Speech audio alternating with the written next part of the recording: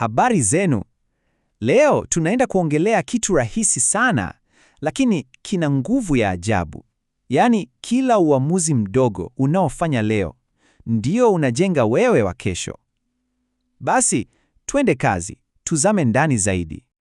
Sasa, picha hii unayoiona ni kama hazina ya hekima.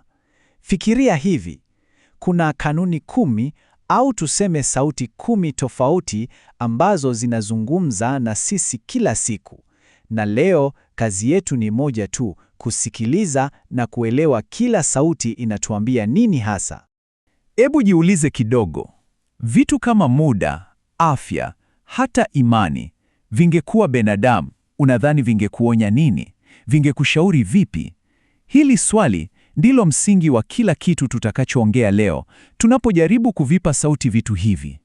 Sawa, tuanze na vitu viwili ambavyo tunavitumia kila siku, wakati mwingine hata bila kufikiria sana: pesa na muda. Vyote ni muhimu sana, lakini sheria zake ni tofauti kabisa. Hebu tuone. Tuanze na pesa. Wengi wetu tunakimbizana nayo, tukidhani ndio lengo kuu la maisha. Lakini kiukweli, pesa ni kama lugha. Ni chombo tu, na kinazungumza lugha moja tu, ahadi moja tu, iliyo wazi kabisa. Yaani, hii sio tu ishu ya kuweka hela benki, ni zaidi ya hapo. Ni kuhusu kufanya maamuzi smart leo, maamuzi ambayo yanakupa uhuru na usalama kesho. Kila shilingi unayoiwekeza leo, fikiria inakufanyia kazi wewe wa baadaye. Okay, tumemaliza na pesa. Sasa tuje kwa huyu bwana anaitwa muda. Tofauti kabisa na pesa, muda hana huruma. Yaani hasubiri, na akipita hakusamehi. Ujumbe wake ni mzito na ni wa haraka. Na hapa sasa ndipo ukweli unauma. Muda ukishapotea, umepotea, haurudi. Kila dakika unayoichezea sasa ni fursa ambayo imepotea milele. Hili ni onyo zito sana. Jinsi unavyotumia muda wako ndiyo uwekezaji wako mkubwa kuliko wote.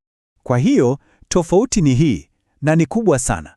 Pesa ukipoteza, unaweza kuitafuta tena. Lakini muda ukipotea ni kama deni ambalo haliwezi kulipwa. Kulielewa hili kunabadilisha kila kitu. Sio tu jinsi unavyoishi, bali hata vipaumbele vyote vyako. Okay, tumeongelea vitu vya nje. Sasa hebu tugeuke na tuangalie ndani yetu. Kuna nguvu fulani za ndani. Hizi ni nguzo unazozijenga mwenyewe. Na hizi ndizo zinazokusimamisha maisha yanapokuja na changamoto zake. Na msingi wa kila kitu ni afya. Hebu fikiria, bila afya, zile pesa na ule muda vina maana gani? Malengo yote yanapotea. Na afya haikuombi kitu, inakuonya tu. Unajua hii ina maana gani? Kwamba afya sio kitu cha kukumbuka tu ukishaanza kuumwa. Hapana. Ni kama hazina unayotakiwa kuitunza kila siku. Kula vizuri, fanya mazoezi, pumzika. Ukiipuuza leo, unacheza na kesho yako yote. Sawa, una afya nzuri. Poa, lakini sasa unahitaji chombo. Chombo cha kubadilisha zile ndoto na nia zako kuwa vitu halisi. Hicho chombo kinaitwa nidhamu.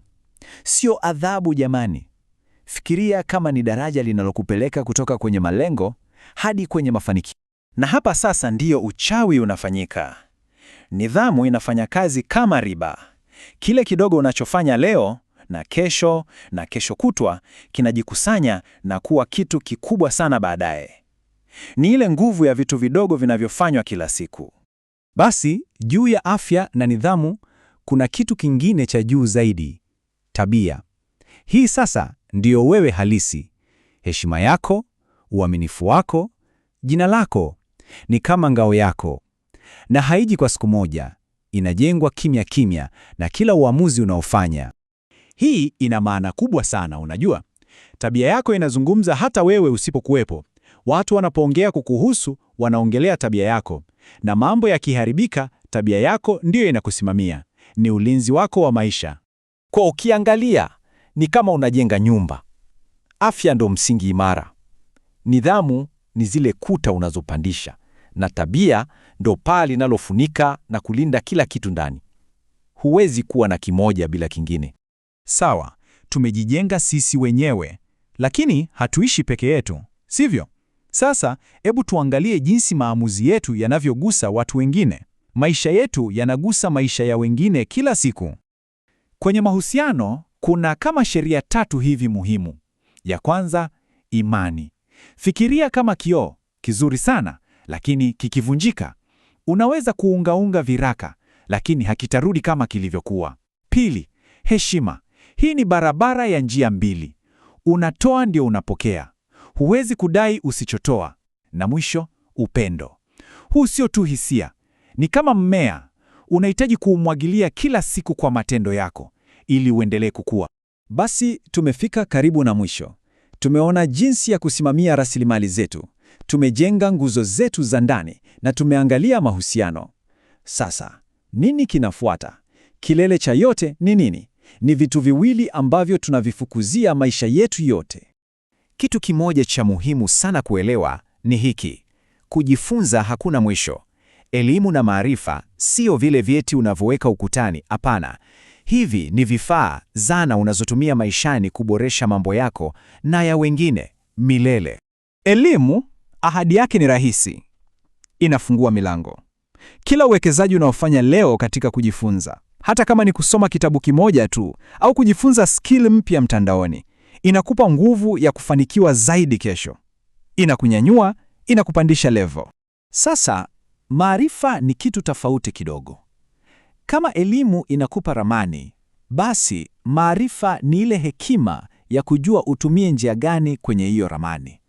Ni pale ambapo taarifa inageuka kuwa uelewa wa kweli, na ukishapata maarifa, yanakuwa kama dira yako, maisha yako yote. Basi, kwa kumalizia, hebu tuzipitie zile sauti 10 kwa haraka. Pesa inahifadhi, muda unakuangusha, afya inaondoka, imani inavunjika, lakini nidhamu inakuzawadia, elimu inakunyanyua, heshima inarudi kwako, tabia inakulinda, upendo unakuwa, na maarifa yanakuhudumia, kila moja na kauli yake. Na hapa sasa tunakuachia na swali la mwisho na la muhimu zaidi.